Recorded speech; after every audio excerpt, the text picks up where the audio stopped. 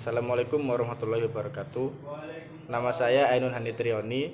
Saya dari kelas Hukum Internasional A.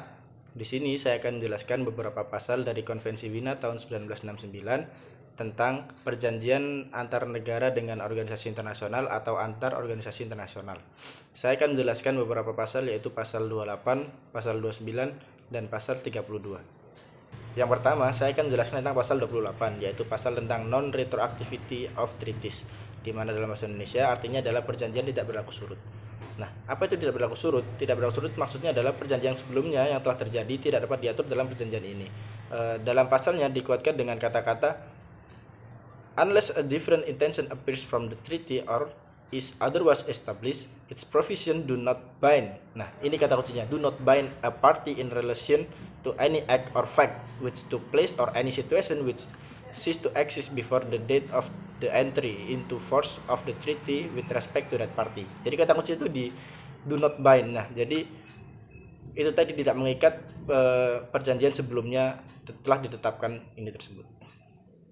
Contoh perjanjian tidak berlaku surut yaitu biasa diterapkan dalam ratifikasi, di mana sifat umum ratifikasi adalah tidak berlaku surut, yang artinya itu kasus yang terjadi sebelum adanya pendatangan ratifikasi maka tidak bisa ditangani dengan hukum yang telah dibuat tersebut. Gitu.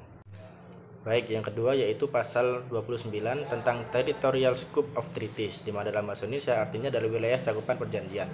Bunyi pasalnya yaitu unless a different intention appears from the treaty or is otherwise established, a treaty is binding upon its party in respect of its entire territory. Nah, kata kuncinya yaitu binding upon its party in respect of its entire territory. Jadi pasal ini tuh mengisikan bahwa perjanjian itu berlaku di wilayah negara yang menjadi partisipan perjanjian tersebut. Begitu.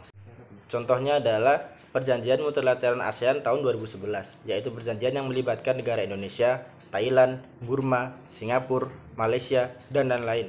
Nah, perjanjian itu berlaku di dalam negara-negara yang menjadi bagian tersebut, tidak meliputi negara-negara di luar negara tersebut. Lalu yang terakhir yaitu pasal 32 tentang supplementary means of interpretation, di mana dalam bahasa Indonesia artinya adalah tambahan tentang interpretasi. Nah, pasal 32 ini fokus dalam mengatur tentang salah interpretasi. Jadi arahan dari di pasal 32 ini adalah untuk meninggalkan kata-kata ambigu dan kesimpulan yang tidak masuk akal atau aneh. Sekian dari saya, mungkin banyak pertanyaan bisa diajukan di kolom komentar. Saya tunggu responnya. Terima kasih. Wassalamualaikum warahmatullahi wabarakatuh.